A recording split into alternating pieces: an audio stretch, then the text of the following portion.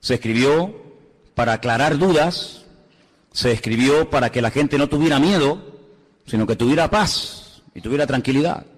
Es cierto que tenemos en nuestras manos un libro que tiene un lenguaje simbólico, un lenguaje donde a veces pues no entendemos a priori lo que nos quiere decir la palabra, porque, ya te digo, está escrito entre comillas en clave. Algunos dicen que para que si este libro, esta información llegara a la mano de los inconversos, no lo entendieran, pero los creyentes tenemos la base, tenemos el fundamento bien puesto y podemos entender las cosas que dice el Apocalipsis. Y hay muchas cosas que habla este libro, pero en el capítulo 13 habla de lo que llama la Biblia las dos bestias. Dos bestias. La palabra bestia es Jehová, y Jehová es una expresión que se utiliza para hablar de un animal que mete miedo, un animal que trae terror, pero al mismo tiempo un animal casi rayando lo mitológico, un animal que es una mezcla de realidad y de ficción. Y esa es la palabra que emplea la Biblia cuando habla de estos dos personajes. Capítulo 13, verso 1, dice así la palabra: me paré sobre la arena del mar y vi subir del mar una bestia que tenía, dice aquí, 7 cabezas y 10 cuernos. No hay ningún animal que hoy en día exista que sea así. Es algo totalmente metafórico, ¿no? En sus cuernos tenía 10 diademas y sobre sus cabezas un nombre blasfemo. La bestia que vi era semejante a un leopardo, pero sus pies eran como de oso y su boca como boca de león. Fíjate qué mezcla, ¿no? Y el dragón le dio poder, su trono y grande autoridad. 3 cosas, no te las olvides: poder, su trono y grande autoridad. Versículo 3. Vi a una de las cabezas como herida de muerte, pero su herida mortal fue sanada, y se maravilló toda la tierra en pos de la bestia. Adoraron al dragón, que le había dado autoridad a la bestia, y adoraron a la bestia, diciendo: ¿quién como la bestia y quién podrá luchar contra ella? También se le dio boca que hablaba grandes cosas y blasfemias, y se le dio autoridad para actuar 42 meses. Es lo mismo que decir 3 años y medio, o 1260 días, como también se dice en otro texto, Abrió su boca en blasfemia contra Dios, para blasfemar de su nombre y de su tabernáculo y de los que moran en el cielo. Se le permitió hacer guerra contra los santos y vencerlos. También se le dio autoridad sobre toda tribu, pueblo, lengua y nación. Y la adoraron todos los moradores de la tierra, cuyos nombres no están escritos en el libro de la vida del Cordero, que fue inmolado desde el principio del mundo. Si alguno tiene oído para oír, que oiga. Después en el versículo 11 habla de otra bestia. Si os dais cuenta, dice después vi otra. No es la misma, es otra bestia.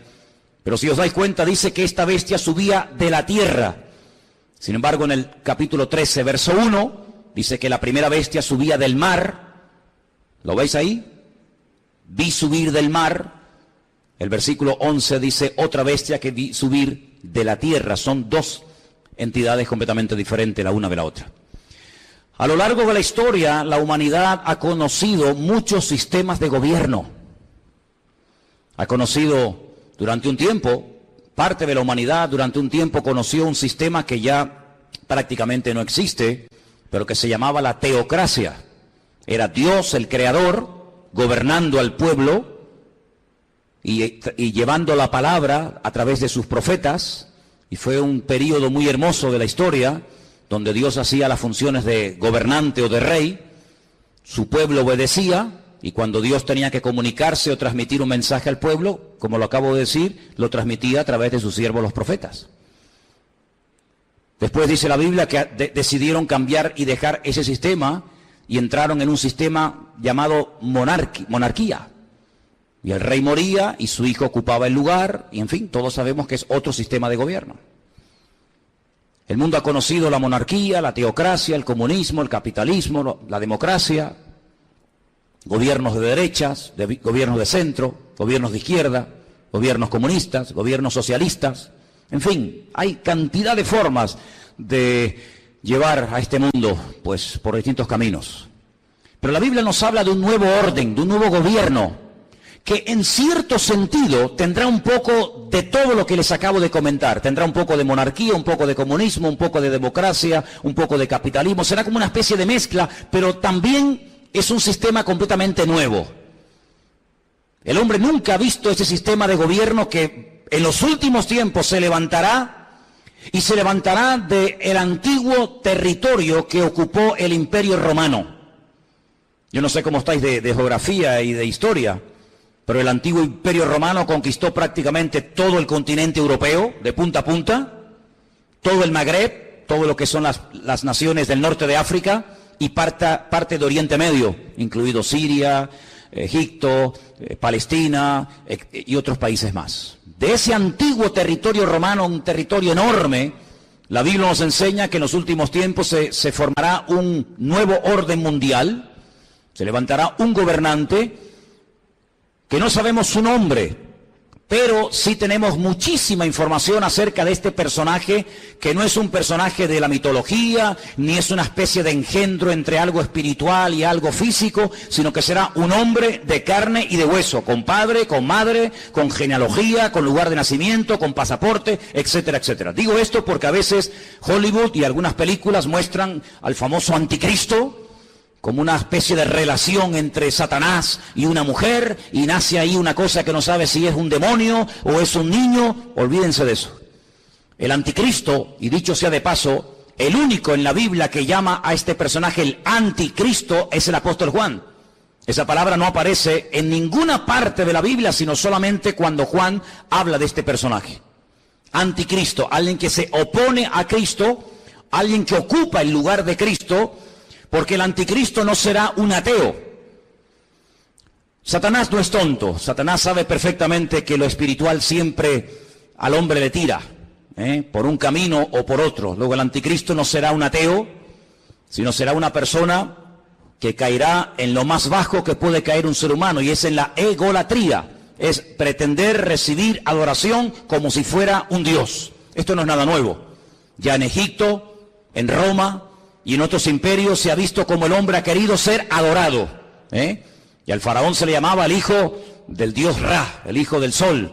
Y en Roma sabemos que miles de personas fueron matados y fueron asesinados y fueron quemados porque querían recibir adoración y querían incluso que se les presentara sacrificios y flores y reconocimiento.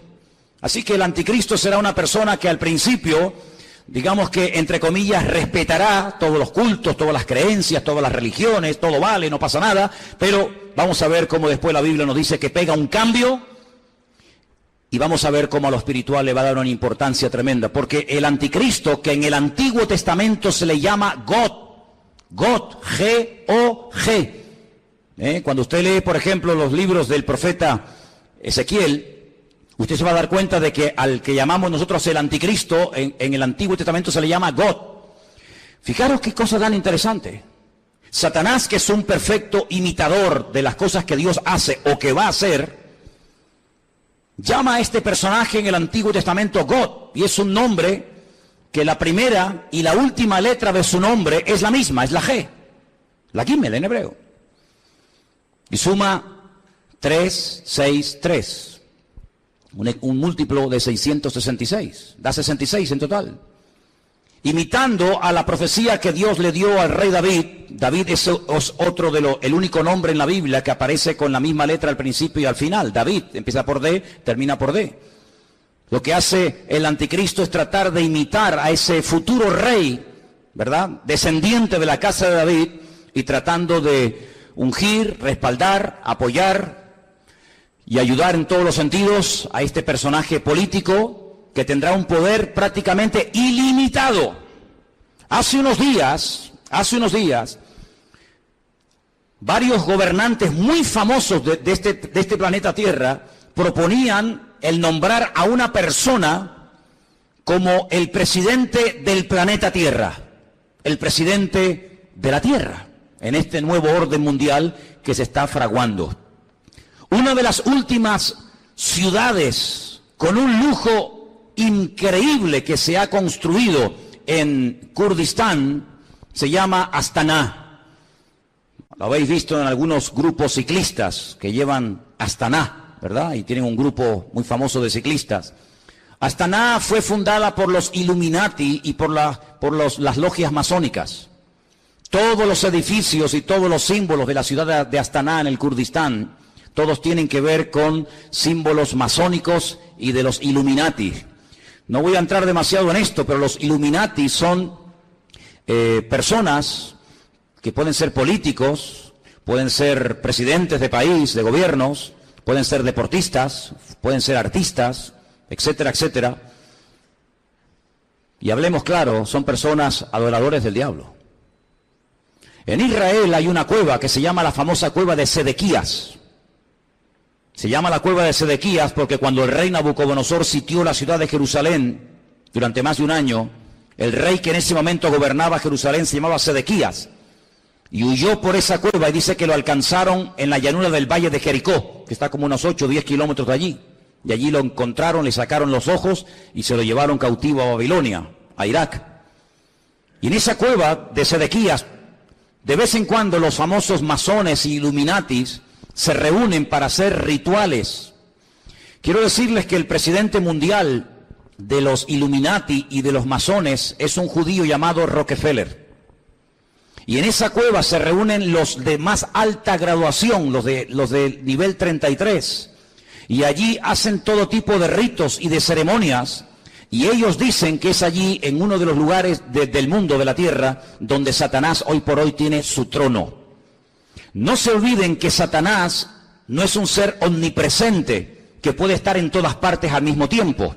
Satanás no puede estar en Madrid, en Estados Unidos, en Jerusalén, en Latinoamérica. Satanás es un ser que solamente puede estar en un sitio al mismo tiempo. Se mueve en el mundo espiritual, pero no tiene omnipresencia como es un atributo divino. Y es en ese lugar donde dicen los Illuminati y los masones que en forma de macho cabrío se presenta cuando hacen estas ceremonias en la cueva de Sedequías, y allí es donde reciben órdenes e instrucciones para las cosas que tienen que hacer. A algunos les puede sonar todo esto como a ciencia ficción, como a miedo, como a película, pero quiero decirles que el mundo espiritual, aunque no lo podemos ver con nuestros ojos de carne, es tan real como el mundo natural que constantemente estamos viendo. Date cuenta que, por ejemplo, ahora aquí dentro hay millones de voces en alemán, en arameo, en hebreo, en inglés, en chino, en japonés. Aquí dentro hay frecuencias, hay ondas, pero que no podemos ni verlas ni oírlas porque no tenemos un aparato de radio. Pero si tuviéramos un aparato de radio con una buena antena, seríamos capaces de escuchar programas que ahora mismo se están emitiendo desde Marruecos, desde Estados Unidos, desde cualquier parte de la tierra, simplemente que no tenemos un aparato que nos permite captar la señal de lo que aquí hay. Es como en la televisión. Y el mundo espiritual es invisible, pero es real. Los demonios existen, Dios existe, los ángeles existen. Todo el mundo espiritual es tan real como el mundo en el cual nos movemos tú y yo cada día. ¿Cuántos dicen amén? Satanás, dice la Biblia, que tiene un título, es el príncipe de la potestad del aire. Él se mueve con una velocidad abismal en la atmósfera. Y en ese lugar es donde Satanás hoy por hoy tiene su trono. Recuerden que en el libro del Apocalipsis, cuando el Señor le habla a una de las 7 iglesias, a una, no a las 7, a una le dice: aguanten, tengan paciencia, van a ser probados, van a tener dificultades, pero resistan, yo estoy con ustedes, porque yo sé dónde ustedes viven, donde Satanás tiene su trono. ¿Dónde tiene su trono Satanás hoy en día?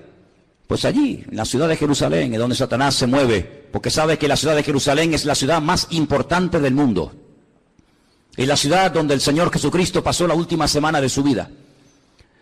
Es la ciudad donde Él instituyó lo que conocemos como la Santa Cena, el pan y el vino. Es el lugar donde murió.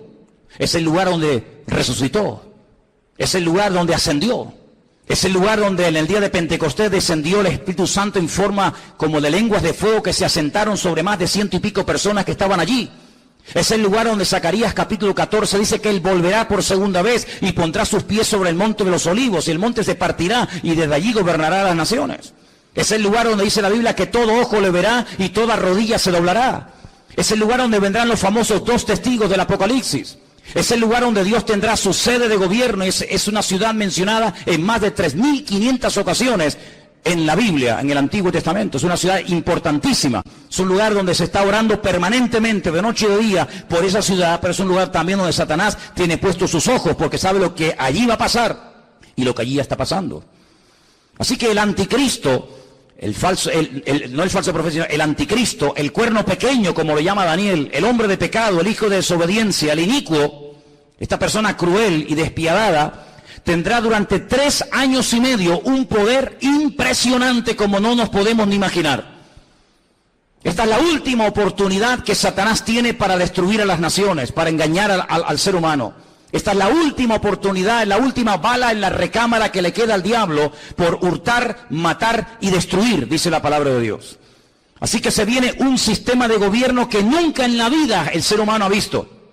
Pero, como hemos leído, este hombre, este falso Cristo, este falso Mesías, el anticristo, dice la Biblia que hará alianza, escuchen bien, hará pacto y tendrá el respaldo económico y espiritual de un ente espiritual, por así decirlo, de un grupo religioso que la Biblia lo denomina la Gran Ramera o la Gran Babilonia.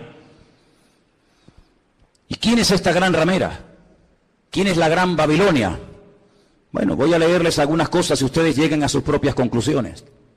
La Biblia dice en el libro del Apocalipsis, seguimos en Apocalipsis capítulo 17, que esta gran ramera, Babilonia, la madre de las rameras, que ha contaminado a toda la tierra, versículo 1 dice: vi a uno de los 7 ángeles que tenía las 7 copas y habló conmigo y me dijo: ven acá y te mostraré la sentencia contra la gran ramera, la que está sentada sobre muchas aguas. La palabra aguas en el libro del Apocalipsis no se refiere a agua, sino que la interpretación de aguas la tienen ustedes. Hacemos un pequeño salto en el 17:15. Vean la interpretación. Las aguas que has visto donde la ramera se sienta, ¿qué es? Son pueblos, muchedumbres, naciones y lenguas. Esa es la interpretación de la palabra aguas. Entonces, vino a mí uno de los 7 ángeles que tenía las 7 copas y habló conmigo y me dijo: ven acá y te mostraré la sentencia contra la gran ramera, la que se ha sentado sobre pueblos, muchedumbres, naciones y lenguas. ¿Veis cómo lo podéis entender mejor?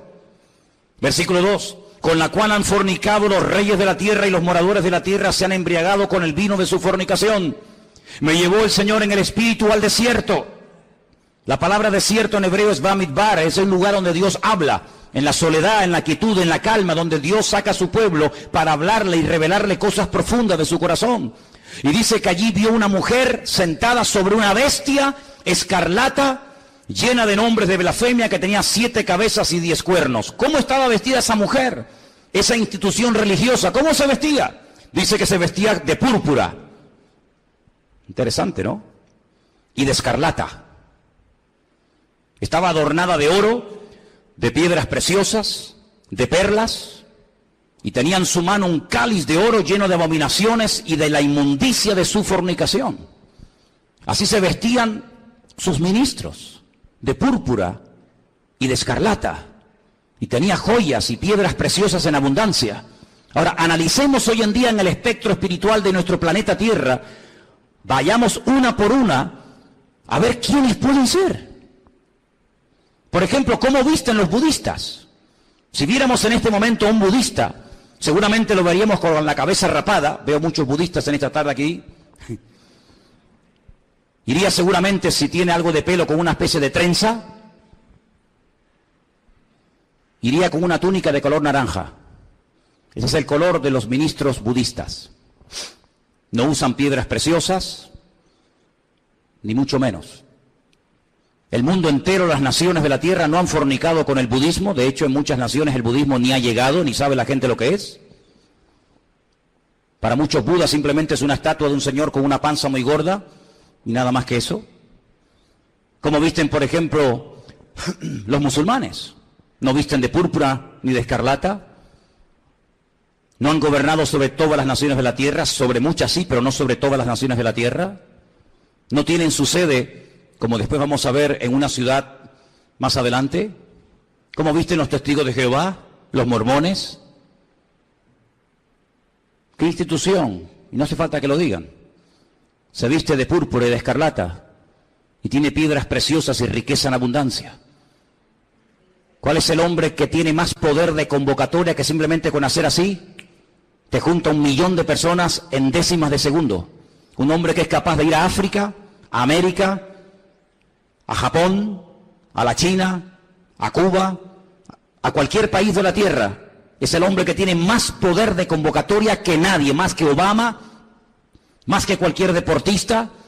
Hay un hombre que simplemente con hacer así junta como nada, 1 millón de personas, y los reyes de la tierra le tienen que besar la mano. Incluso el rey de España ha ido y se le ha inclinado. ¿Qué te parece, amigo? Y por si los datos te parecen cortos, en el versículo 18 dice: la mujer que has visto es la gran ciudad que reina, no que reinará, dice que reina sobre los reyes de la tierra. Allí donde la gran ramera tiene su sede. ¿Y cuál era la ciudad que en el momento de escribir el libro del Apocalipsis reinaba sobre toda la tierra?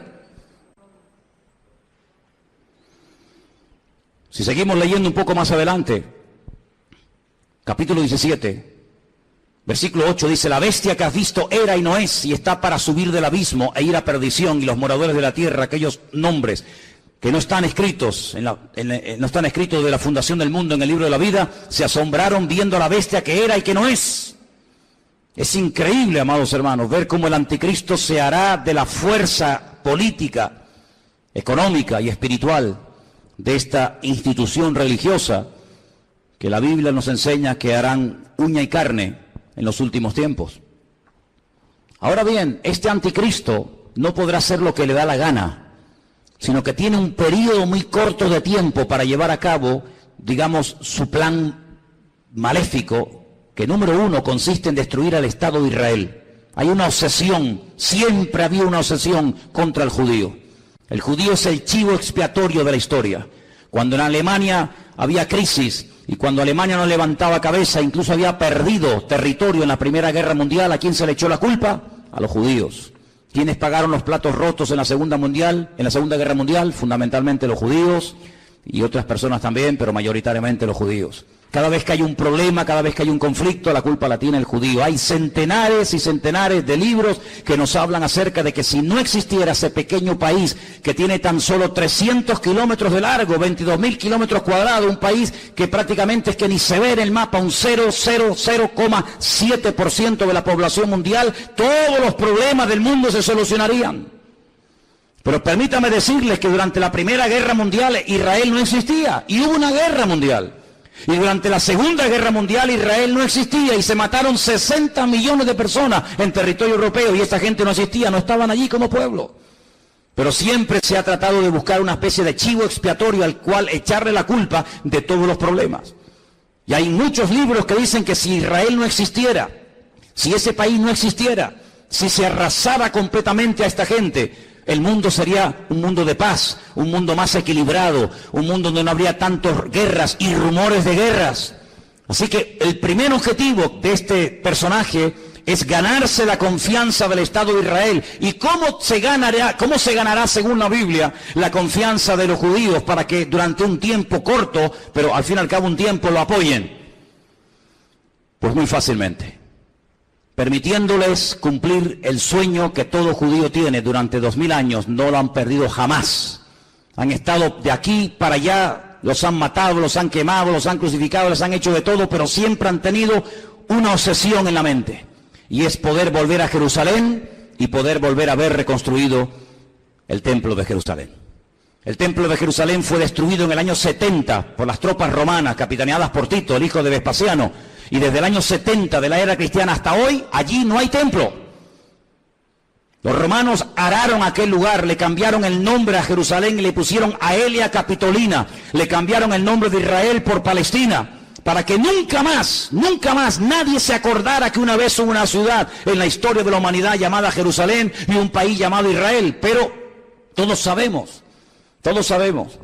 que ese país ahí sí sigue existiendo. 7 guerras, ningún país moderno ha tenido que soportar 7 guerras, donde incluso ha tenido que pelear a veces hasta con 14 naciones a la vez. 14 naciones se han unido por tierra, por mar y por aire para destruir a esta gente, y en las 7 ocasiones No han podido hacerlo. Pero la Biblia nos enseña, y lo dice muy claramente en Ezequiel, en Daniel, en Zacarías, etcétera, que el enemigo intentará destruir a esta nación con armas nucleares. Y la palabra de Dios nos enseña que en un valle que está a las afueras de Jerusalén, llamado el Valle de Jezreel, o el Valle de Megido, se llevará a cabo una batalla tremenda que hasta la Biblia ya ha dado el nombre de dicha batalla, la famosa batalla de Armagedón. De hecho hay películas, ¿no?, que se llaman Armagedón. Y dice la Biblia que allí vendrán naciones de todas partes de la tierra. Atacarán por el norte, por el sur, por el este y por el oeste, por tierra, por mar y por aire. Y será un tiempo de angustia para Israel. La palabra de Dios nos enseña que más de 200 millones de soldados, escuchen bien, a Juan también le asombró, imagínate, nos asombra a nosotros escuchar esta cifra, imagínate a Juan hace 2000 años en la isla de Patmos escribiendo el Apocalipsis, 200 millones de soldados se unirán con un solo objetivo, destruir al pueblo de Israel. ¿Y por qué tanta obsesión por destruir a Israel? Lo he dicho muchas veces y lo vuelvo a repetir, por una sencilla razón.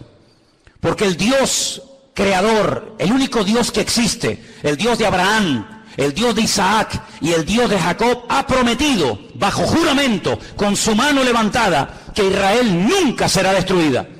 Que Dios peleará por ese pueblo. A pesar de sus defectos, a pesar de su desobediencia, a pesar de su rebeldía, Dios defenderá a muerte a ese pueblo.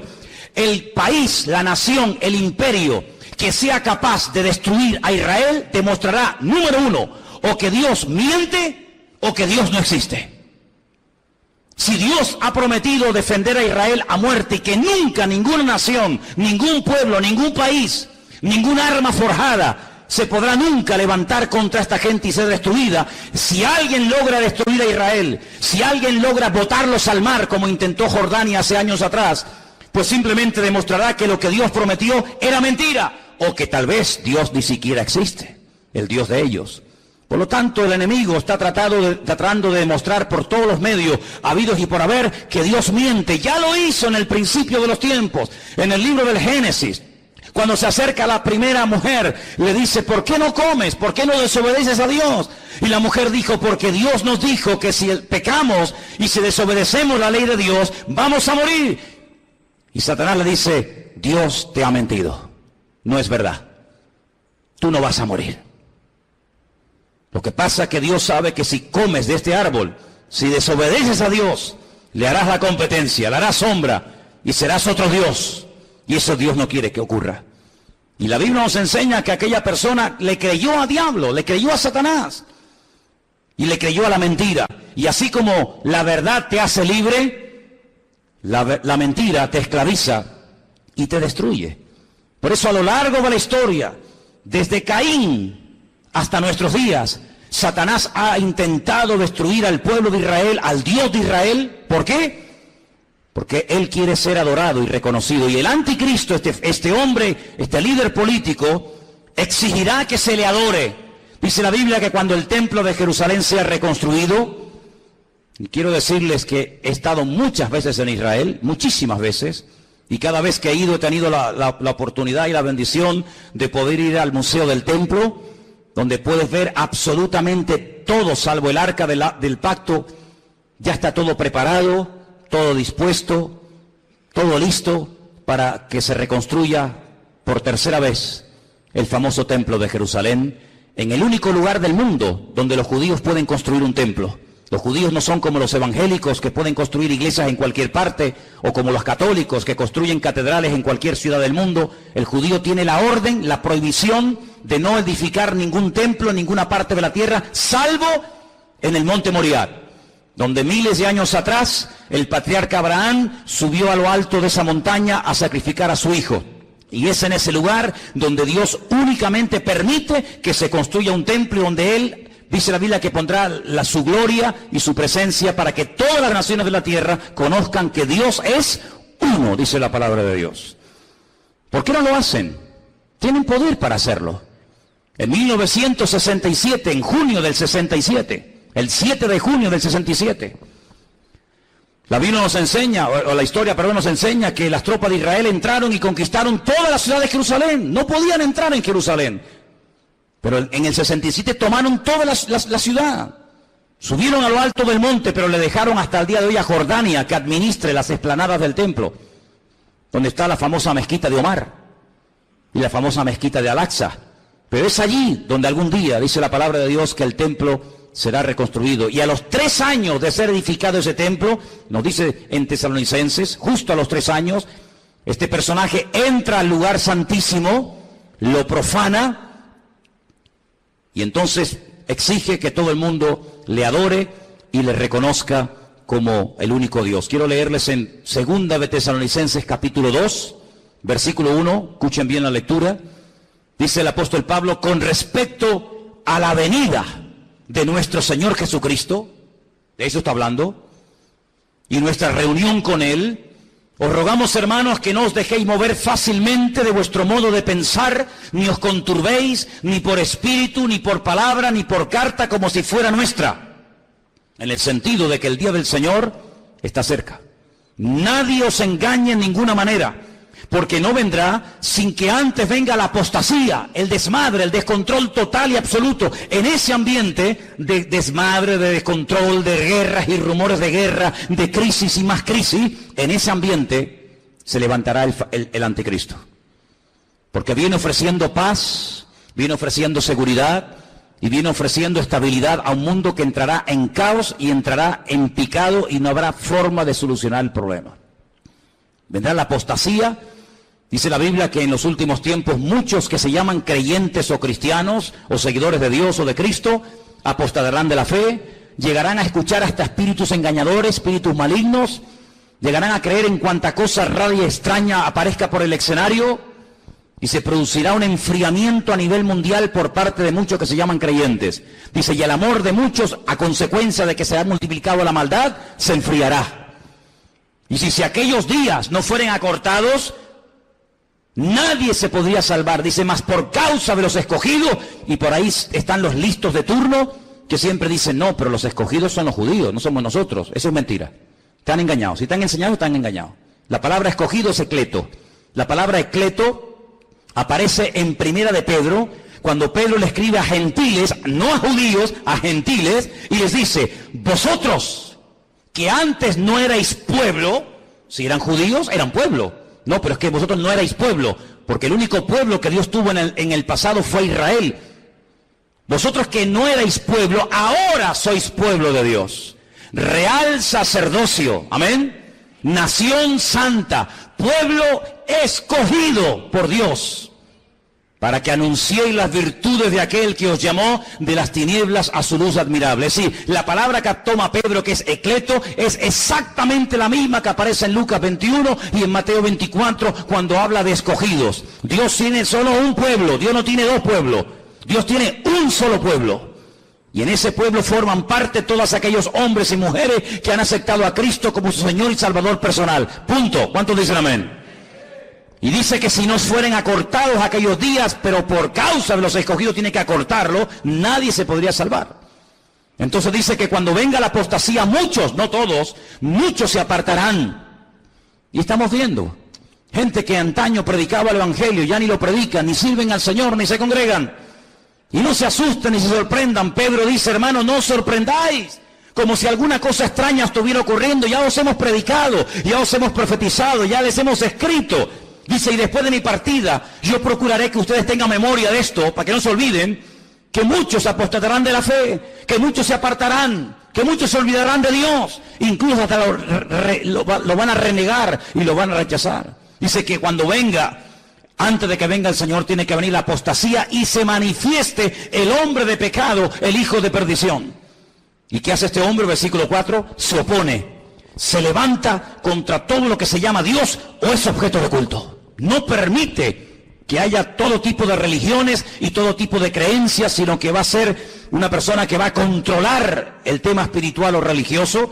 Dice, y es de tal manera este personaje cruel, que dice que se sienta en el templo de Dios como Dios, haciéndose pasar por Dios. Y el único templo que Dios ha tenido y tendrá es el templo de Jerusalén. Por lo tanto, la Biblia nos habla clarísimamente acerca de que el templo de Jerusalén va a ser reconstruido otra vez. Sí, hermanos, otra vez va a ser reconstruido. Aunque nos parezca extraño, nos parezca imposible. También era imposible que hace 60 años esta gente tuviera un país llamado Israel, y es posible. Ahora vosotros sabéis lo que lo detiene, a este anticristo, a este personaje siniestro, macabro. Dice, vosotros sabéis lo que lo detiene, a fin de que a su debido tiempo se manifieste. Ya está en acción el misterio de la iniquidad, solo que hay quien al presente lo detiene hasta que él, no ella, él a su vez se ha quitado de en medio. Entonces se manifestará aquel inicuo. La palabra inicuo, pues es una palabra que significa un hombre cruel, sin principios, sin moral, un salvaje, despiadado, una bestia, hasta que ese inicuo sea matado con el espíritu de la boca del Señor, y lo matará el resplandor de su venida. He hecho una lista de cómo, de todas las formas que la gente moría en los tiempos de la Biblia. Tengo una lista enorme. Hay gente que murió comida por perros, gente que murió comida por gusanos, gente que murió crucificada, gente que murió apedreada, gente que murió quemada, gente que murió a palos, gente que murió clavados con un asta, empalados. Hay un montón de tipos de muertes en la Biblia, pero nadie ha muerto como morirá el anticristo. Dice que lo matará el resplandor de la venida de nuestro Señor Jesucristo. Así como el resplandor de la gloria del Señor tiró al suelo al apóstol Pablo y se convirtió y sirvió al Señor con toda su alma y con todo su corazón hasta el último minuto de su vida, el anticristo morirá no de forma natural, sino morirá por el resplandor de la gloria y de la presencia del Señor. Y dice la Biblia hasta dónde va a ser enterrado. Por ejemplo, si quieren saberlo, en Ezequiel 39, del 11 al 14, lean en casa este texto, repito, Ezequiel 39, del 11 al 14, y dice que allí, en Israel, en un valle, Dios le tiene preparada sepultura al anticristo para que todos los que pasen por aquel lugar sepan que hasta aquí, amigo, hasta aquí te permitió el Señor llegar, y aquí tienes sepultura para que todo el mundo que pase sepan que hasta aquí llegó tu fuerza y llegó tu capacidad. ¿Qué te parece?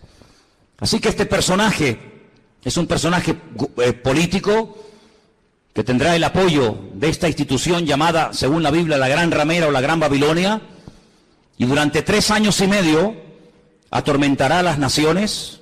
Durante 3 años y medio tratará de llevar a las naciones al auténtico desastre y al auténtico caos.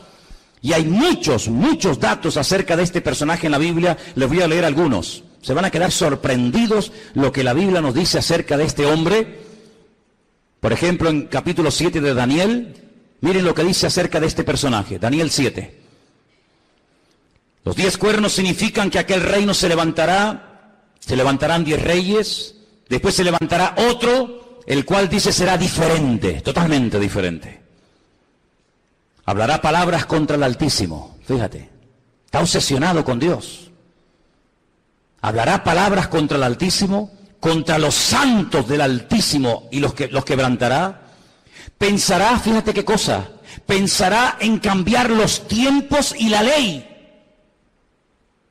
Hacer un calendario nuevo, leyes nuevas. Qué curioso que la semana pasada, a punto de que se firme este nuevo tratado de libre comercio, donde desaparecerán los aranceles y los impuestos que hay que pagar en la aduana, y podrán viajar las mercancías desde China a Estados Unidos, de Estados Unidos a Europa, de Europa a Oriente Medio, etcétera. Alguien dijo que ante estos cambios globales, mundiales, que están a punto de suceder en poco tiempo, donde se ha vuelto a reunir el famoso Club Bilderberg, y muchos políticos han ido a Roma a hablar con el Papa, y donde el G7 se ha reunido otra vez como casi clandestinamente, porque están a punto de producirse y de firmarse acuerdos que van a cambiar el mundo en cuestión de días. Qué interesante que todo esto está ocurriendo aquí, en nuestras narices. Pero es interesante notar que en esa reunión alguien se levantó y dijo, y esto ha salido publicado en la prensa, que lo que hace falta es establecer un nuevo sistema también de justicia. Es decir, la justicia, las leyes, los abogados, los magistrados que tenemos en este momento no sirven, no pueden llegar a tener el control de la justicia que hace falta para estos cambios que se vienen. Hace falta otro tipo de jueces, otro tipo de abogados, otro tipo de fiscales. Qué curioso, cambiar las leyes. Una de las instituciones que el anticristo quiere cambiar es la justicia. Y quiere hacerlo lo más injusta posible. Parece que una paradoja, ¿no? La justicia que sea injusta. La ley del embudo, donde el que tiene cada vez tendrá más y donde el que no tiene cada vez tendrá menos. Querrá cambiar la justicia, la política, el orden social. Dice la Biblia que una de las cosas que harán los que tienen poder para dictar leyes es presentar leyes terribles como si fueran buenísimas. Y leyes que han sido buenísimas, que han preservado a las naciones de la destrucción, leyes con un principio moral, leyes con un principio de perdón, de misericordia, desaparecerán y a lo malo lo presentarán como bueno y a lo bueno como malo. El jefe de todos los masones de Europa, Jacques Chirac, expresidente de la República de Francia, padre de la Constitución Europea, incluso ha llegado a proponer que en un ambiente de libertad, de igualdad, el ser humano puede llegar a casarse con un animal y hacer una ceremonia oficial donde si te enamoras de tu vaca o de tu perro te puedes casar con él. O si tu perro se enamora de ti, no sé si le dirás sí o no. Y eso es lo que él ha llegado a proponer. Que todos los seres humanos sean equiparados al nivel de las bestias. Y donde un animal puede casarse con un hombre con un animal. Y cosas terribles. En la Biblia nos habla como de engendros. Donde se mezcla la biotecnología, donde se mezcla lo físico, lo espiritual. Y verás cosas que te pregunto que es un robot, un ser humano. Hay personas que ya están siendo operadas y se córtame las piernas y los brazos. Quiero otro tipo de piernas y de brazos, y ya están haciendo engendros y manipulaciones genéticas sin precedente en la historia de la humanidad. Qué curioso que la Biblia, desde el libro de principio de la Torá, prohibía todo tipo de mezclas y todo tipo de injertos y todo tipo de cambios, ¿verdad? Sin embargo, el hombre intentará cambiar los tiempos, intentará cambiar las leyes. Serán entregados en sus manos por tiempos y la mitad de un tiempo. Es lo mismo, 3 años y medio. 42 meses. Pero se levantará el juez con mayúscula, le quitará el dominio, será destruido y arruinado, y el reino y el dominio y la majestad y los reinos bajo el cielo serán entregados al pueblo de los santos, cuyo reino es reino eterno, y todos los dominios le servirán y le obedecerán al Rey de Reyes y al Señor de los Señores. ¿Cuántos dicen amén? Capítulo 8 nos da más datos sobre este hombre. Dice: y en cuanto al cuerno que fue quebrado, se levantaron otros 4 en su lugar. Significa que 4 reinos se levantarán de esa nación, aunque no con la fuerza de él. Estos 10 cuernos, constantemente, en esta tarde habéis oído 10 cuernos, 10 cuernos. Son 10 naciones que se van a unir en los últimos tiempos para pelear. Qué curioso que por primera vez en la historia ha habido una coalición de 10 naciones árabes que en este momento están atacando Yemen, en este momento están atacando Siria y otras naciones del Medio Oriente. 10 naciones, qué curioso, una coalición de 10 cuernos. Bueno, la Biblia le dijo a Abraham que 10 príncipes saldrían de sus lomos a través de Isaac, ¿verdad? Y dice en el capítulo 8, verso 23...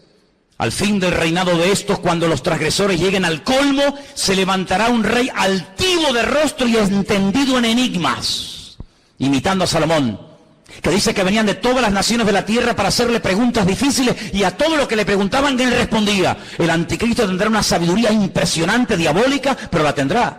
No te olvides que el Señor, cuando creó a este ser tremendo, que no era en ese momento Satanás, sino un querubín, dice que lo dotó de una sabiduría espectacular, de una hermosura sin precedentes. Satanás es capaz de hablar en todos los idiomas de la tierra, de entender todas las cosas que jamás en la vida le podrán caber en el cerebro a ningún ser humano.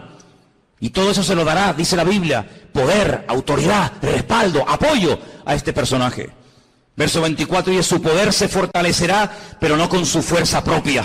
Causará grande ruina y prosperará. Qué curioso, por una parte causa ruina y por otra parte prospera. Qué tremendo que los que causan ruina a los demás siempre son prosperados ellos. Es interesante, ¿no? Causan ruinas, destruyen pueblos, saquean ciudades, hacen destrozo, pero estos que le arruinan la vida a millones de seres humanos, luego son los tipos más ricos del mundo. Y uno dice, ¿cómo es posible que este hombre que ha sido elegido por el pueblo, o se puso él teóricamente para ayudar al pueblo, no solamente nos complique la vida y nos arruine y nos mate, y encima el tipo este tenga fortunas en Suiza, sabe Dios dónde? Así será el anticristo. Hará arbitrariamente, es decir, hará lo que le da la gana. Destruirá a los fuertes y atacará al pueblo de los santos. Israel va a ser atacado, Israel lo sabe. En este momento solamente Irán, escuchen bien esto, solamente Irán. El otro día hubo una reunión a más alto nivel. La República iraní le dijo a Israel, si me atacas, Israel quiere atacar las centrales nucleares, porque Irán acaba de firmar un acuerdo donde permite que los observadores internacionales entren en instalaciones civiles, pero no en las militares. Insiste continuamente de que todo el arsenal que Rusia le está proporcionando de uranio es simplemente para hacerle la vida a los iraníes más fáciles. Pero todo el mundo sabe, porque lo han dicho, no es nada que se oculte, porque lo han dicho, que el objetivo de ellos es literalmente hacer un festival nuclear en la ciudad de Jerusalén. Arrasar a Israel y borrarlos de la faz de la tierra. Israel se está pensando muy seriamente hace mucho tiempo atacar las bases militares nucleares. Irán le dijo, si me atacas, tengo en este momento 80.000 misiles apuntando hacia la ciudad de Jerusalén. ¿Qué te parece, amigo? Solamente Irán, sin contar otras naciones que le rodean. 120 millones de enemigos contra 7 millones. Es una desproporción muy grande, ¿verdad? 120 millones contra 7 millones.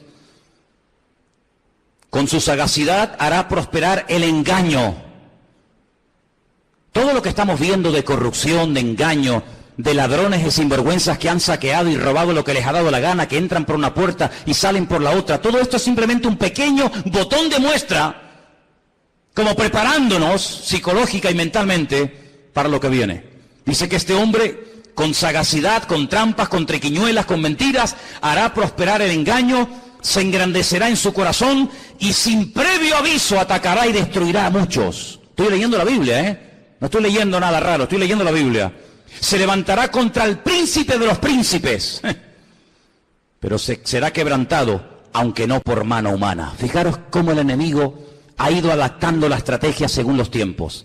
Caín, el primer asesino, se levanta y mata a su hermano Abel, pero no mató ni a su padre, ni a su madre, ni al otro hermano. Dejó a más gente viva que los que realmente mató, ¿sí o no? Qué curioso, Caín mató a uno, pero dejó vivo a más gente. Cuando pasa el tiempo, dice la Biblia que otra persona que también tiene el mismo espíritu de Caín, pero elevado a la máxima potencia, va más allá y dice, en vez de matar a uno, matemos a todos, pero solamente a los varones. Y deja a todas las mujeres vivas. Sabemos también que Moisés se salvó y etcétera. Pero fíjate, Caín mató a uno, pero dejó vivos a otros. Pero Faraón quería matar a todos los varones y la muerte iba en aumento. Pero cuando no lo consiguió, el mismo espíritu de Caín que habitó en Faraón salpicó y se apoderó de aquel rey perverso de Amán, allí en los tiempos de la reina Esther, y dijo, no solamente a los hombres, sino a los hombres, a las mujeres, a los niños, y arrasemos con todo. Es decir, que no ha ido a menos, sino que la maldad siempre ha ido a más. Siempre ha ido a más. Por lo tanto, todo lo que hemos visto a lo largo de la historia son simplemente pequeñas pinceladas de lo que le espera a esta tierra. Si saltamos al capítulo 11 de Daniel, sigue dando datos muy interesantes. Dice aquí, hará este rey según su voluntad. Se ensoberbecerá, se engrandecerá sobre todo Dios, y contra el Dios de los dioses hablará. Y dice aquí, y prosperará. Es increíble, Y prosperará. Por eso dice la Biblia, no tengas envidia del hombre malo que prospera en su camino. Porque a veces los malos también son prosperados, pero no por Dios. Y dice aquí, hasta que sea consumada la ira y lo que está determinado se cumpla. Ahora fíjate qué dato tan interesante. Yo sé, y algunos seguramente me lo harán notar, que en el texto original no existen palabras con mayúscula y palabras con minúscula. No existe ni en griego ni en hebreo palabras con mayúscula y con minúscula, que en nuestro idioma es muy importante, porque no es lo mismo la palabra Dios con minúscula que la palabra Dios con mayúscula. No es lo mismo la palabra Señor con minúscula que la palabra Señor para referirnos a Dios en mayúscula. En la Biblia hay un término específico para cada palabra, por lo tanto no hace falta recurrir a esto de mayúsculas y minúsculas. Pero en nuestra Biblia dice en mayúscula del Dios de sus padres. Luego sus padres eran creyentes. Los padres del anticristo eran creyentes del verdadero Dios. Porque dice, del Dios, repito, con mayúscula de sus padres, no hará caso. Fue criado en una educación, digamos, religiosa, correcta, con el Dios verdadero, lo mamó en la casa con sus padres, pero dice, no hará caso de ese Dios, de esa enseñanza, y dice algo interesante que puede tener varias interpretaciones. Ni del amor de las mujeres hará caso. ¿Quiere decir que será un homosexual? ¿Que no se casará? Interprételo usted como quiera. Pero dice que a este hombre no le interesa perder el tiempo. Ustedes saben que cuando un hombre se enamora de una mujer se vuelve medio idiota, medio tonto, ¿no? Por lo tanto, él dice, yo tengo un objetivo y si enamorarme de esta o de aquella me va a quitar mi tiempo, dice, ni hará caso de las mujeres. Increíble. No respetará a Dios alguno, porque contra todo se engrandecerá. Honrará en su lugar al Dios de las fortalezas. Y tú dices, ¿este quién es? El Dios de las fortalezas. No hará caso del Dios verdadero que sus padres le inculcaron y le enseñaron. Dejará ese Dios verdadero y comenzará a adorar, dice aquí, al Dios de las fortalezas. Ahora, el libro de Daniel es el único libro de la Biblia que está escrito en dos idiomas diferentes. Todos los libros del Antiguo Testamento están escritos en hebreo y los del Nuevo Testamento en griego, pero Daniel no. Daniel, parte del libro está escrito en arameo y parte está escrito en hebreo. Se lee igual, pero significa lo mismo.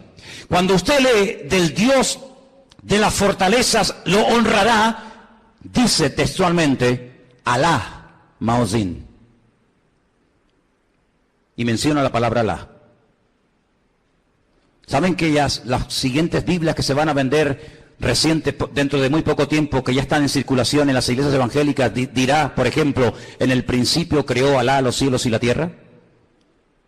¿Sabían que la palabra Elohim o Dios desaparecerá de muchas Biblias en los próximos años y aparecerá la palabra Alá? ¿Sabían eso? Pues vete espabilando. De Alá, del Dios de la guerra, como dice el texto, a ese Dios adorará. Dice, Dios que sus padres no conocieron. No tiene nada que ver la adoración a ese Dios con el Dios que sus padres le enseñaron. Y dice, lo honrará con oro y con plata, con piedras preciosas y con cosas de alto precio. Hermanos, esto se escribió hace más de 3000 años, ¿eh? Es impresionante cómo hace más de 3000 años el profeta Daniel sabía detalles de la vida de este hombre que en aquel momento lógicamente no existía y que está a punto de aparecer. Y dice, con un Dios ajeno se hará de las fortalezas más inexpugnables y colmará de honores a los que le reconozcan y con precio repartirá la tierra. Pero al cabo del tiempo el rey del sur contenderá con él y se levantará contra él como una tempestad. También le irá mal al anticristo, no te quepa la menor duda, también le irá mal, pero durante un tiempo aparentemente las cosas le van a funcionar. Ante este panorama de este nuevo orden mundial, ante este panorama donde ya el famoso chic que habéis oído y que sabéis que está por ahí por el mundo dando vueltas, donde el dinero en muchas naciones ya ha desaparecido, no es que va a desaparecer, ya ha desaparecido. En Suecia usted va con dinero y no lo puede usar. Ya no se usa dinero para pagar nada en Suecia, todo es con otro sistema. Pues dice la palabra de Dios que en los últimos tiempos se va a implantar a nivel mundial un nuevo sistema comercial, donde ya no hará falta llevar dinero. Lo puede perder, se puede olvidar de él, se deteriora, se gasta, se pierde, te lo pueden robar. Sino dice la Biblia que se va a implementar un sistema que en sí es un sistema buenísimo, pero hay que ver lo que viene detrás. Y es un sistema donde dice la Biblia que nadie podrá llegar ni a comprar nada, ni a vender absolutamente nada, ni un litro de leche, hermano, ni una barra de pan en la panadería, ni nada de gasolina para el coche. Nadie podrá, bajo ningún concepto, comprar ni vender, a menos que lleve implantado en su cuerpo un microchip, como el que llevan los perros, hace muchos años, donde simplemente con un aparatito, cualquier veterinario del mundo sabe cómo se llama ese perro, dónde vive, si está vacunado, si no está vacunado, cómo se llama el dueño, dónde vive y qué hace y qué no hace. Es un pequeño microchip alimentado con una pequeña pila de litio implantado en la piel, de tal manera que usted en cualquier momento puede llegar a una ferretería, a una carpintería, a una farmacia, a donde quiera, simplemente usted pasando su mano, automáticamente le descuentan de su cuenta bancaria lo que supuestamente usted puede tener. Así no tiene problema de que nadie le robe, de que nadie le quite nada. Y usted dirá, pero eso es una locura. No es ninguna locura. Muchísimos soldados del ejército norteamericano, muchísimos multimillonarios ya le están poniendo a sus hijos este especie de microchip. ¿Por qué? Porque tiene muchas ventajas, aparentemente. Y es que usted está localizado 24 horas del día, aunque esté metido en un submarino bajo tierra o bajo el mar.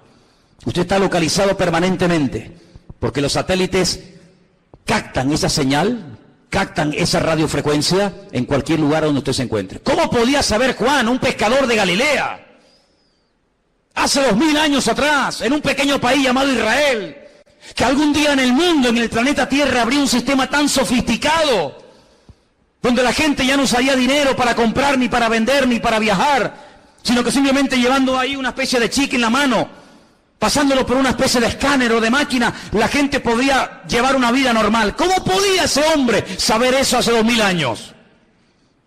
No lo sabía. Dios se lo dijo.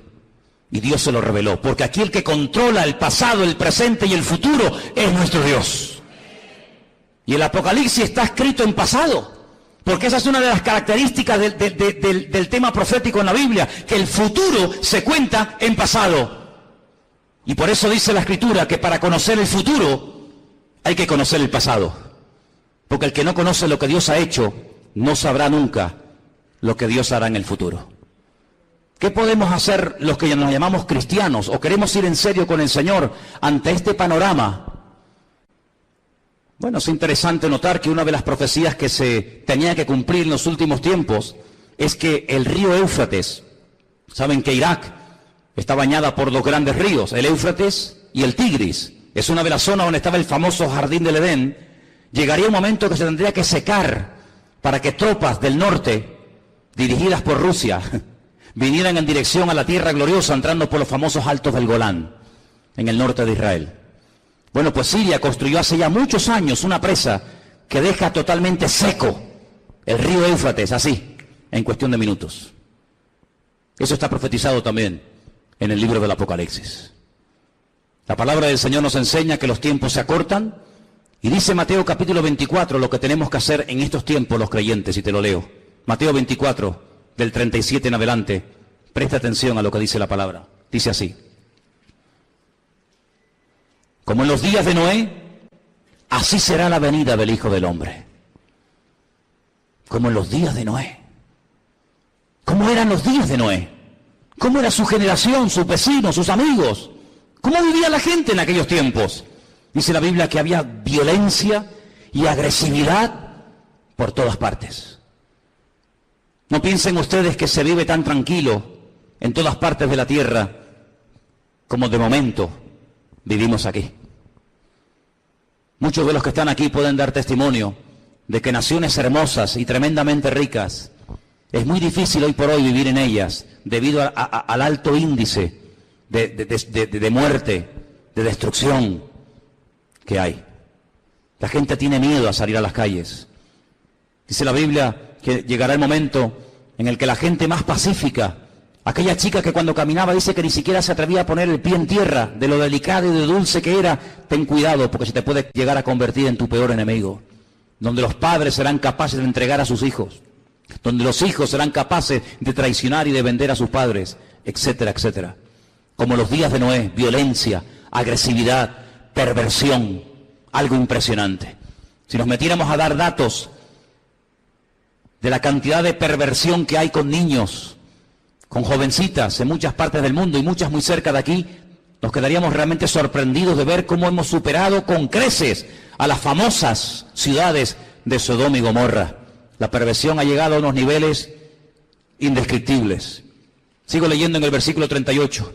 Porque como en los días antes, días hermano, no años, días antes del diluvio, ¿qué hacían? Comían, bebían, se casaban, se daban en casamiento hasta el día en que no entró en el arca. ¿Cómo es posible que está a punto de venir un diluvio, que vamos a morir todos como ratas, que no hay escapatoria? Y te estés casando, pero ¿casando para qué? Si mañana vamos a morir todos. Y haciendo negocios a largo plazo, y haciendo inversiones, y comprando, y vendiendo, y comiendo, y bebiendo, cuando te quedan 20 horas de vida. Oye, si tú supieras, dime la verdad, hermano y hermana, si tú supieras con toda seguridad que te queda una hora de vida, ¿qué harías? Dime qué harías. ¿Llamarías ahora a tu hijo, a tu hija? ¿Harías algo? No, todavía queda mucho tiempo, sí. Esa actitud de diferencia, de decir, bueno, no hay tanta prisa, tampoco es para tanto, no exageres tanto, Manolo, que todavía queda mucho tiempo, que soy muy joven, que queda mucha vida por delante, sí, también al que enterré ayer le quedaba mucha vida por delante, y con 44 años recién cumplido el lunes, ahora está, donde todos sabemos que está, toda la vida le quedaba por delante, claro, un chaval con 44 años, pues, hombre, pues imagínate tú lo que puedes vivir, casi otros 40 años más, pues no, se acostó a las 9 de la noche, y a las 7 de la mañana, su vida se apagó. ¿Qué te parece? Días antes del diluvio, Noé estuvo predicando y diciendo a la gente, viene el diluvio, que Dios va en serio, Dios te ha dado oportunidad, otra, y mañana, y pasado, y nada, y no hacían caso. Así será la venida del Hijo del Hombre. Dice, no entendieron. Oye, ¿no te ha pasado? Gente inteligente, gente con más o menos un mínimo de cultura, un mínimo de, no sé, de luz, que tú le hablas de cualquier cosa y todos lo entienden. Le hablas de política, 3 horas hablando de política. Le hablas de fútbol, va a abrir, te cuento. Le hablas de lo que quieras. Tocas el tema de la Biblia. Tocas el tema del Señor y son los más torpes del mundo.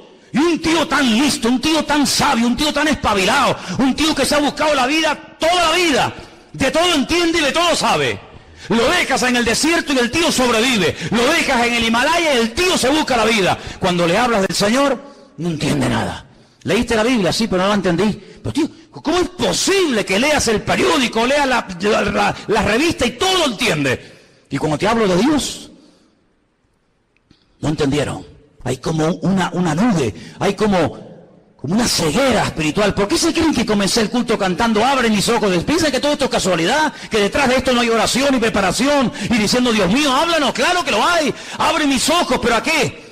A la realidad espiritual de lo que se cierra y de lo que viene, hermanos. No entendieron hasta que vino el diluvio. Cuando entendieron era demasiado tarde. Claro, entendiste, pero ya no hay tiempo. Se los llevó a todos. Así será también la venida del Hijo del Hombre. ¿Qué te parece, amigo? Algunos no tuvieron miedo la primera vez que se metieron un pico en las venas. No tuvieron miedo ninguno. Algunos no tienen miedo a tirarse en parapente, en paracaídas, al vacío, nadar entre tiburones, subir al Himalaya y hacer locura. Y venga a beber, y otra. No tienen miedo, pero cuando llega la hora de poner ese valor al servicio de Dios, son unos cobardes. Y la Biblia los llama así, La gente que no tiene valor para creerle a Dios los llama cobardes. Valientes para lo malo, cobardes para lo bueno. ¿No entendieron? Dice, pero por eso estarán 2 en el campo. Uno se va y otro se queda. 2 mujeres estarán moliendo en un molino. La una será tomada y la otra será dejada. Y ahora viene la palabra, escúchala. Velad, velad. Porque no sabéis a qué hora. Es verdad. Pero tal y como están las cosas, la hora no la podemos saber. Pero ¿qué quieres que te diga? Viendo todas las piezas del puzzle, uno las va juntando por aquí, las va juntando por allá, lo que oye por aquí, lo que oye por allá, lo que me cuenta fulano, lo que yo he leído, lo que me han contado, lo que yo veo tal, y va juntando y dice, Dios mío, nos queda poco, la hora imposible. Pero el Señor está cerca. ¿Cuántos lo saben? Sabed esto, que si el padre de familia supiera que hora el ladrón va a venir, velaría y no dejaría minar su casa. Lógico. Si yo sé que esta noche a las 3 de la mañana me va a venir alguien a robar la casa, yo no duermo. Yo no duermo. Yo no lo voy a recibir con una Biblia, ¿eh? Yo me hago de un palo o de un hacha, lo que haga falta, que venga a las 3 de la mañana, que venga. Te voy a dar la del pulpo, te voy a dar. Pero si yo no sé que viene a las 3, yo me voy a dormir, me levanto mañana y cuando me levanto digo, ¡ay va! Que me han robado, que me han quitado esto, que me han quitado lo otro. Pero dice la Biblia, cuando tú sabes que el Señor viene pronto, tú no estás distraído, tú no estás atontado, tú no estás agobiado. ¿Qué es lo que hace el diablo? A uno los revienta a trabajar, como a los judíos en Egipto. Que trabajen como mulas. Así no piensan, así van a llegar a la noche a la cama rendidos. Pero el diablo también a otro le dice, no trabajes tanto. ¿Para qué trabajar tanto? Y los tiene todo el día ociosos, sin pegar palo al agua, y entran en depresiones. Se aburren, comienzan a tontear con esta, a tontear con el otro, mensajitos a este, mensajitos al otro. Entonces los dos extremos, o te revienta a trabajar, para que no tengas tiempo ni para orar, ni para leer la Biblia, ni para congregar. No, estoy muy cansado, no puedo, no es que no tengo tiempo. O te lleva al otro extremo y dice, no pegues un palo al agua, no seas tonto. Y estás todo el día buscando un juguetito en lo que entretenerte. ¿Qué te parece? El diablo no es tonto, ¿eh? El diablo no es tonto. Sabed esto, que si el Padre supiese a qué hora habría de venir, velaría y no dejaría mirar su casa. Por lo tanto, tenéis que estar preparados, porque el Hijo del Hombre vendrá a la hora que no penséis. ¿Cuántos dicen amén? Os voy a dar una cita para que la leáis tranquilamente en casa. Se titula El Anticristo. Está en 1 de Juan 2, del 18 al 24. El Anticristo. Una de las características de este hombre, ¿cuál será? Ahí está. 1 de Juan 2, del 18 al 24. Algunos dirán, bueno, pero cuando, hermanos, las cosas se pongan feas, difíciles, cuando empiece a ocurrir todo esto, los creyentes no vamos a estar, ¿no? Entonces, ¿para qué se escribió la Biblia? Si no vamos a estar, ¿para qué se escribió? Tanta tinta, tanto libro, tanta literatura, tanta advertencia, tanta profecía, tanto mensaje. Si al final no vamos a estar, está perdiendo el tiempo. Es que se escribió tanto para que el pueblo de Dios no fuera sorprendido. Alguien dijo hace 150 años, escucha bien esto, hace 150 años, alguien dijo, tranquilos hermanos, cuando empiecen las persecuciones, cuando empiecen las matanzas, cuando empiece el mundo a ponerse difícil y duro, el Señor arrebatará su iglesia y aquí no estaremos ninguno. Esto lo dijeron hace 150 años. Es decir, durante 2000 años los creyentes se han estado preparando para servir al Señor a las duras y a las maduras, con persecución o con aplausos. Pero claro, por ahí cayó en buena tierra, entre comillas, la enseñanza de que los creyentes no iban a estar en tiempos de persecución. Sin embargo, nuestros hermanos de Irak, de Siria, de Corea del Norte y de tantas y tantas naciones que están muriendo quemados, vivos, apaleados, crucificados, degollados como si fueran animales, ¿son ellos creyentes o no? ¿Estarán ellos en pecado y por eso Dios les paga así? Cuando dice la palabra de Dios que los mártires nos tienen que dar ejemplo a todos y a cada uno de nosotros. Por lo tanto, velemos y oremos, porque las cosas no van a ir a mejor. Todo esto de pactos, que si Podemos, que si el PP, que si... Hay algunos que son tan ingenuos, tan tontos, que creen que todo se va a solucionar a base de habla, que te habla y promete y te doy, y tú aquí y tú allá. El Señor dice, la maldad se multiplicará y les sorprenderá a todos, me da igual del signo que sean, como los dolores a la mujer que está a punto de dar a luz, dice, y no escaparán, sino que vendrá sobre ellos la destrucción repentina. Nosotros no tenemos la confianza puesta en el PP, yo por lo menos no, a lo mejor alguno aquí sí. Yo no confío ni en el PP, ni en el PSOE, ni en Ciudadanos, ni en el otro, ni el Melena, yo no confío en ninguno de ellos, porque todos son hijos del diablo. ¿O no? ¿O no? Porque estás conmigo o estás contra mí. ¿Cómo voy a poner yo mi confianza en el hombre? Maldito el hombre que confía en el hombre. Nosotros ponemos nuestra confianza en el Señor, Dios Todopoderoso. Él no nos va a fallar. Estemos en el diluvio, estemos en la tormenta, estemos en la cárcel o estemos fuera, yo estaré contigo todos los días hasta el fin del mundo y nadie te podrá hacer.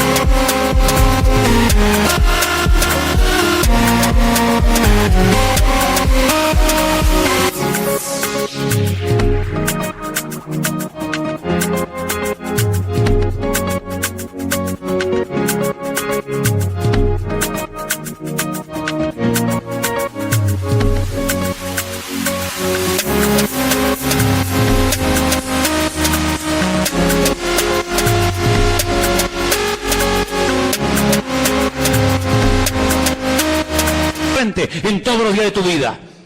Eso es lo que nos dice el Señor y a eso tenemos que agarrarnos ahora más que nunca. Por eso llevo años diciendo cada semana, oh hermanos oremos, hermanos busquemos al Señor, métanse en la palabra, dejen de perder tiempo en tontería, no hagan planes que tú no... hablando de planes, ¿cuántos de los que están aquí tienen planes y meten al Señor en sus planes? Es que lo tenía aquí apuntado y no me puedo ir sin decirlo.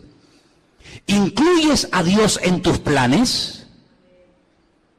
A ver, ¿sí o no? Pues lo estás haciendo fatal. Fatal. ¿Que no puedo incluir a Dios en mis planes? No. Pero hermano, no te entiendo. Espera, déjame que te explique. Pues si no te vas a quedar así. Tú no tienes que incluir a Dios en tus planes. Tú tienes que meterte en los planes de Dios. ¿Ves la diferencia? Yo tengo planes, quiero ser médico, quiero ser abogado, quiero estudiar 5 carreras, quiero casarme con un chico alto, guapo, rubio, maravilloso, que habla inglés, arameo, francés, chino, japonés, tenga un coche, un yate, un avión. Claro, esos son tus planes. Y Señor, me tienes que ayudar, me tienes que ayudar, amigo, Tú tienes tus planes, tus proyectos, y ahora me caso, y ahora me divorcio, y ahora compro, y ahora vendo, y ahora voy a la playa, y ahora voy al monte. Tú tienes tus planes y metes a Dios en tus planes. Te equivocas rotundamente, no has entendido nada. Y tú dices, pero ¿cómo se predica en esta iglesia? Así, amigo, aquí estamos para esto. Si quieres más la papita dulce, vete allá a la esquina que está la guardería Heidi.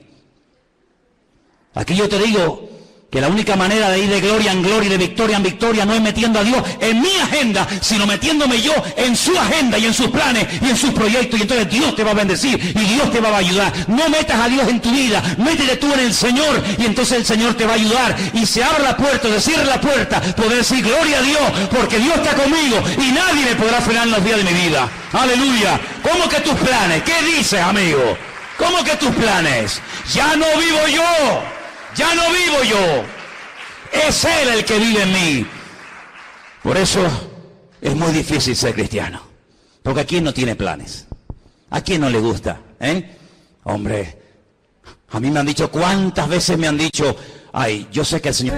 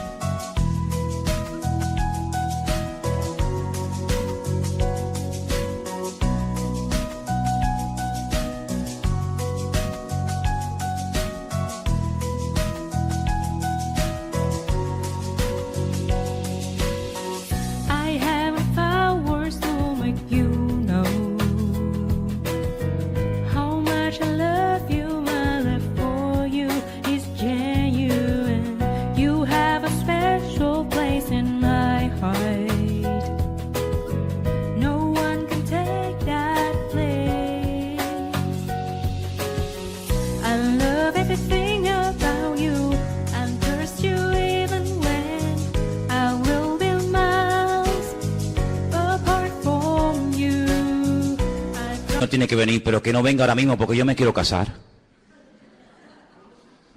Bueno, pues nada. Pues entonces, Dile al Señor, Señor, no vengas de momento porque me he comprado el vestido, me he comprado los zapatos. Y claro, si vienes, ¿cómo me los pongo? Esa es como me dijo a mí una chica cuando inauguramos esta iglesia hace 14 años atrás. Tuvimos culto sábado y domingo. Y el sábado le dije, mira, cantas tú y tú, y el domingo cantan otras hermanas Y me dice, no, hermano, yo canto el sábado y el domingo. Digo, no, tú cantas el sábado y otro el domingo. Que no, digo, hombre, ¿cómo no? Vamos a ver. Y digo, pero tú, ¿por qué tanto empeño en cantar también el domingo? Y me dice, porque me he comprado 2 vestidos. Me he comprado uno para el sábado y otro para el domingo. Y si no canto el domingo no me van a ver el vestido nuevo. Y yo le dije, pero tú vienes aquí a la iglesia para presumir de vestidos. Porque si vienes aquí a aparentar y a presumir, aquí te sobra el sitio, hija. Así que ahora no vas a cantar ni el sábado ni el domingo, mira lo que te digo. Pues aquí no venimos a verte a ti. Aquí venimos a adorar al Señor. Y cogió y se fue. Se fue a cantar donde le aplaudían. Pero aquí al único que aplaudimos, y le pido que ahora le deis un aplauso a Él, es al Rey de Reyes y al Señor de los Señores. A Él sea la gloria por los siglos de los siglos, amén. A Él solamente, aleluya. Fuertes aplausos a nuestro Dios, hermano. Amén, amén, amén. Aleluya. Amén. Nada más que a Él. Todo lo demás sobra. ¿Cuánto tiempo va a reinar el anticristo? ¿Cuánto tiempo va a estar este personaje, este tipejo? ¿Cuánto tiempo? Lo hemos leído. Tiempos y la mitad de un tiempo. 42 meses, 1 año y medio. 3 años y medio. ¿Eso es lo que va a durar? 3 años y medio. ¿Pero cuánto va a durar el reino de nuestro Dios? Por los siglos de los siglos. Amén. Sí, tú tendrás tu tiempo de gloria, como muchos que ves en televisión, de plató en plató, de programa en programa. Parece que pasa un tiempo y desaparecieron. Cierra tus ojos, hermano. Empápate de la Biblia. Métete en el Señor. Y dile al Señor, yo haré en la vida lo que tú quieras. Solamente lo que tú quieras. La vida cristiana no es hacer lo que yo quiero y usar a Dios para mi beneficio personal. No. Eso no es vida cristiana, eso se llama religión. Eso es religión, donde yo hago lo que me da la gana y Dios está a mi servicio 24 horas al día en lo que yo quiera y en lo que yo pida. Eso es religión, donde yo pongo las normas, donde Él está para servirme a mí. Evangelio es, yo no tengo planes. Yo soy un siervo en las manos de Dios y yo haré y me casaré o no y compraré o no, iré o no a donde Dios quiera. Eso es el Evangelio. Lo otro es religión. Y por eso, amados hermanos, yo le digo a todos los jóvenes que están aquí esta noche, muchos de ustedes que se están matando estudiando, pregúntale al Señor si eso es lo que Dios tiene para tu vida. Porque si eso es lo que Dios tiene para tu vida, gloria a Dios, qué bueno. Pero ¿y si eso no es? Si eso no es, hijo o hija, pregúntale al Señor qué quiere hacer con tu vida. Porque a Noé cuando le habló le cambió la vida. Y a Abraham ni te cuento. Y a Pablo ni te cuento. Cuando Dios le reveló sus planes a David, a Moisés y a los personajes de la Biblia, les cambió la vida. Ya no se podían dedicar a cualquier otra cosa, porque Dios tiene planes, claro que los tiene, para